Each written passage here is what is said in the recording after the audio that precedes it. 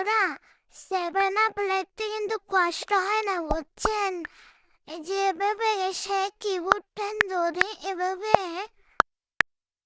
Seven সেভেনের উপরে you 7 up, দেখছেন আপনারা কত সুন্দর করে 7 আপ লেখা যায়। এভাবে করে আপনারা 7 আপ লিখবেন। ব্রাজিল একটা ছোট দল, ঠিক আছে, আর্জেন্টিনার সাথে তুলনা করে। এই যে দেখেন কিভাবে 7 আপ লিখতে হয়।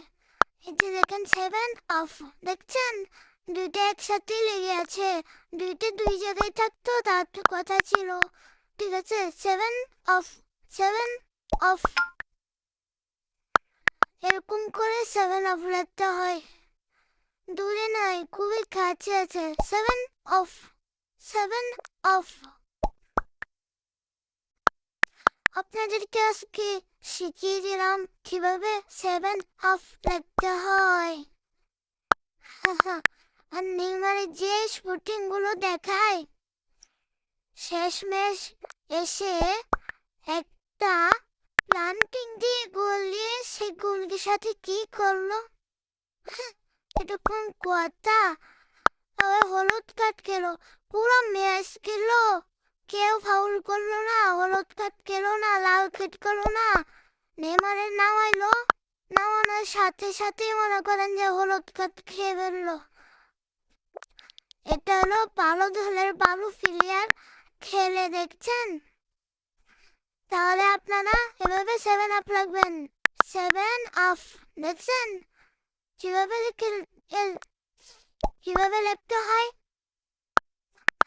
এই ব্রাজিল বেশি পক পক করে দেখি হারছে, বুঝছেন? এই দেখেন এটা কি লিখছে, মিশন হেন্টার কমপ্লিট।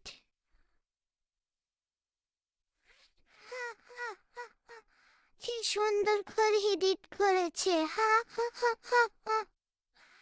আল্লাহ, আপনারা আমি যেভাবে দেখাইছি সেভাবে 7 আপ লিখবেন।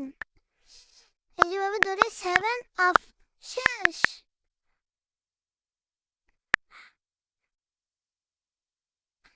7 আপ দেন, কাট দিয়েন না।